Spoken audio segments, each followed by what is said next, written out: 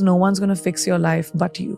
You always have to take a step up in the ladder to be able to get to the top. You can't get to the top by flying up. Yeah. Human beings don't fly. For me, what has always worked is having the small next dream, the next step. When I was younger, it was really romanticized that you're going for it and just keep going. And, it's like you have to work 24 hours, do 4 movies in one time, 5 shifts, don't sleep, don't eat. And the more a person does that, the more successful you will be. But as I have seen and lived more life, I've realized having a work-life balance is really important. Give yourself a break. It's okay. You just have to do the best you can. Survive, keep your head above water, and slowly you'll see you'll be walking on it. So this romanticization of work has to be tough and work has to be rough, and it's not. Work can be your companion. Work can be creative. Work can be something that gives you joy. And now I've reached a point where that work-life balance for me is most important. I will work on the 6 verticals that I'm working on, my business, my production, my book, my acting, whatever. But when I switch off, I'm with my family, I'm at home, I watch movies, I do whatever I want to do. So then when I come back to work the next day, I have the focus to be able to do even more things. I started working in the States in 2010. And in 2020, after 10 years of working in the industry, I started with music and then pivoted into acting in America. So I started in 2010 for context. In 2020, I got my first leading role. How long did it take me? 10 years. So people don't think about how much hard work, how much consistent knocking on doors, how much humility it takes to go to another country and start from scratch. But it required me to strip every single thing that I knew in India and the laurels that I had achieved in India, the awards that I had won, the movies that I had done, the box office successes that I had seen. It required me to walk into rooms with extreme humility and introduce myself to people, to take my show reel and say, this is the work I have done. I would love to work with you. You have to go, you have to pound the pavement, you have to walk in, you have to be rejected, you have to audition, and you have to work around the culture of a new country. And that was so hard. I had to swallow the humility pill, and I was willing to do that hard work. And then, 10 years later, I finally got my leading role in a movie. The tears that it took when you move to a new country with no friends, no family, working with people that don't know you and don't know what you are able to achieve. When I first started doing Quantico, my co-actors did not understand the hoopla around me. They were like, who is this person? Like, why are you, the lead of that was the first time I got a lead role in a television series. And they just couldn't understand why. And it required me to just, be humble and say, I'm okay. This is a new environment. It's easy to go fishing from your boat, but when you have to go deep sea diving, it's a completely different thing. Yeah. So you have to learn according to your environment. So no, it wasn't easy. It was very hard. It took a lot of sweat, tears, and blood from me to finally be able to reach where I have reached. So when you say, I don't want to pass off the work that it took to get there and the time and the commitment that it took to get there. You have to shut off the noise. There are many people that will want to pull you down, but don't focus on that. Focus on the one person that believes in you. Focus on the light, little sliver of light that you might see, a little bit of inspiration that you might see. And that's the hardest thing to do because you're bogged down by baggage. You're bogged down by shackles of people holding you down. So you have to really push forward. And that's just individual. Do you have that inside of you to fight that fight for yourself? Or are you going to wait for somebody else to do it? That's an individual choice. The point is to be able to walk into a room and not be judgy and say, who are you? What are you doing? You don't, you're different. You speak a different language. That's not cool. Yeah. People speak different languages because they know more than you. They know other things that you don't know. The idea is to have your mind open to collaboration.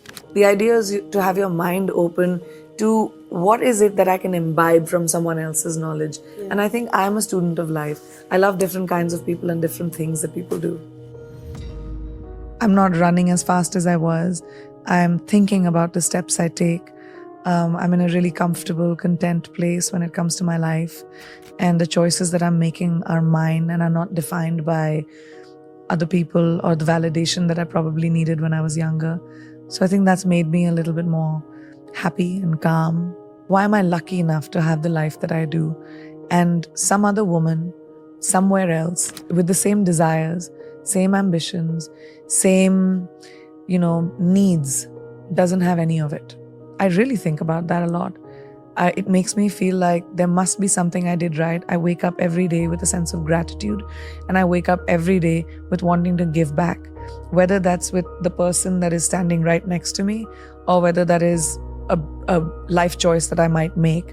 But giving back, I think, is so crucial when it comes to being grateful. I'm highly grateful for everything that I have. And I do think that maybe I did something right, that I've been blessed with the opportunity of having the life, being born to the parents that I was, being able to have the opportunity of making my own choices, having agency in my own life. If you think about women around the world, so many don't have that. Like, complete choices are made for themselves. But my parents told me, you have to have your opinion. It can be very scary. I mean, this generation of girls is fearless, and there's so many girls that take charge of their own lives, and they say, I'm not going to fit into the cookie cutter mold that probably my mother did or my grandmother had to. And it's so, I have goosebumps right now just thinking about it. I meet so many young women who have changed the trajectory of their families because of the choices that they've made. I think my message would be that there's a lot of noise around us and people that tell us to be a certain way. I was talking the other day about someone that when I went to convent school, I had this thing called moral science, a subject called moral science, which taught me how women should be seen, not heard, the lengths of our skirts, how we should sit with our legs. There's so much that is being told to women that to be a good girl, you have to be a certain way. Good girls don't make history. Bold girls make history. Bold people make history. So if you want to be the lead actor of your movie, which is your life, you've got to take choices that might be contrary to what you've heard. And that empowerment may or may not come from your parents, may or may not come from your family or boyfriend or whoever you're around. It comes from you. And that no one can do. If you don't have that encouragement in your home, try to find it in your gut, because no one's going to fix your life but you. I don't know. I don't think about the future. I'm not someone I plan for the future, but I don't think about how far I can go. I mean, who knows what my future holds for me. But what I can think about is my present. And like I said, I like to imbibe from people that I know. The reason I take new steps is because I see someone else doing something new and I'm like, what can I do that'll make me feel how I feel about this person? It's about that feeling. It's about imbibing from the people around you. And it could be someone you admire on television. It could be someone in your class. It could be someone that you work with. But when you see something that you admire about someone, imbibe it. And I just love the fact that you can have an idea today and monetize it. Why not? You're not just reduced to, I won't say reduced to because I come from a family of doctors and engineers, but at that time in my parents' generation and the generation before that, it was doctor, engineer, lawyer, military, government job. Like those 5 or 6 things that everyone had to aim for. But today, I think my generation of parents are not going to have those boxes for our children, right? You have an idea, let's run with it. Yeah. I think that innovation is the only way to evolve. And if you're not evolving, you're stagnant, it's boring, bye, you should go to bed. So I think, but for me, that's a little bit of a struggle for me. I juggle a lot of balls, and sometimes I'm just so tired that I don't pay attention to the next thing as much as I would want to. And I check the box sometimes, and it works, and it's okay, because a lot of us do it. We just go to work and do the bare minimum, and I have to remind myself that the bare minimum is not my standard for myself. It always has to be more than the minimum. And you have to remind yourself to take some time. You just have to take some time to whatever you want to do. Go to bed early, have ice cream, just feed your soul. When you feed your soul as a human being, when you're with your family, your friends, you laugh a little, you bring joy, innovation happens. Creativity comes from a place of feeling good with yourself. And I think the most important thing is to feed who you are, and then it just does. What is my best opportunity at 18, at 25, at 35, at 60?